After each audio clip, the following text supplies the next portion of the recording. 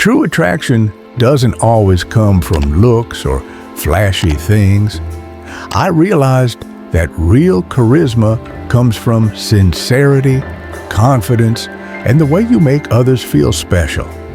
When you are yourself, when you don't have to try too hard, it's the naturalness and sophistication that will create strong attraction without having to do anything too ostentatious.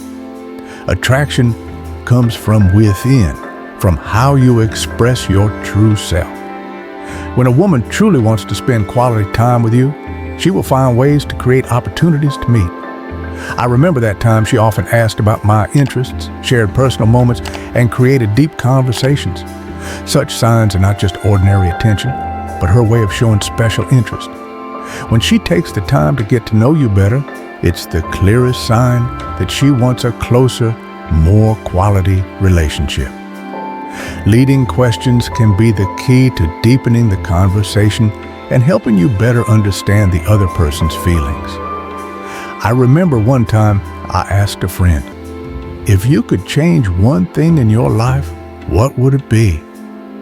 This question is more than just a simple conversation. It also opens the door for her to share deep thoughts about herself. Questions like these give the other person an opportunity to show more about themselves and create a sincere connection. Provocative questions help the relationship become closer and more meaningful. Creating an emotional impact is a great way to deepen a relationship. I remember one time when a friend shared about a difficult period in his life, I not only listened, but also shared my feelings and thoughts.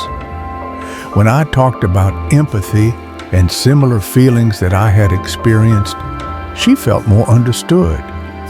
Creating an emotional impact not only helps the other person feel cared for, but also creates a strong and deep connection between two people. Sincere sharing always brings strength in the relationship. The appeal of mystery has a power that I would love to explore. Actually, when you don't reveal everything about yourself, curiosity will naturally arise, and that creates interest. I remember one time when I met a friend, I didn't share everything I thought at once, but I left it a little vague. That made her start wondering and wanting to learn more about me.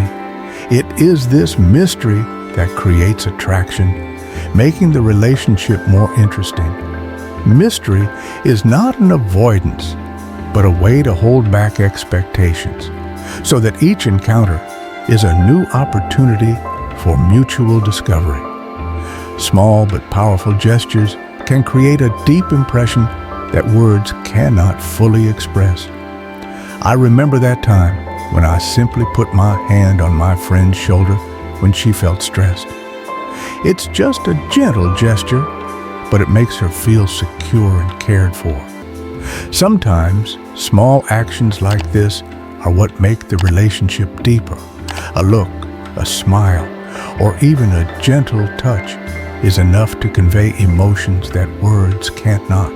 Using purposeful ambiguity is actually an interesting strategy. I remember one time I didn't immediately share everything about myself, but just left a few open questions. She started to feel more curious, and that ambiguity made her want to explore me more. This doesn't mean I avoid it, but it means creating a space for the other person to think and explore for themselves. When you don't reveal too much right away, you maintain intrigue and make the relationship more interesting, creating anticipation for future meetings. Strategic silence is a powerful tool that I enjoy using. Sometimes there is no need to say anything more. Just a moment of silence will create anticipation and create space for emotions to subside. I remember one time, after an interesting conversation, I deliberately stopped and let everything settle for a few seconds. It was then that she began to think more deeply and felt like she wanted to share more.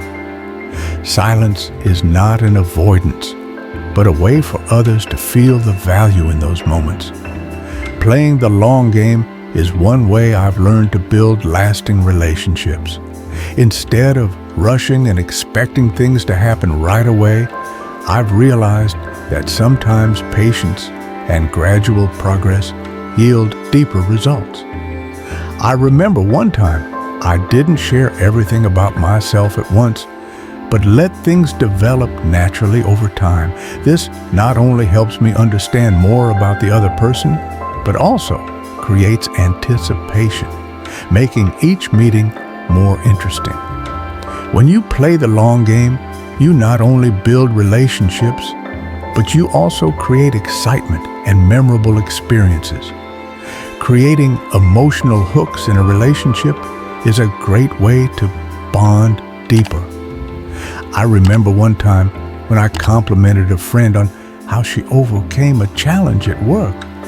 I not only said, "You're amazing," but also mentioned specific details that really impressed me. She feels very appreciated, and this creates an emotional hook that we will always remember.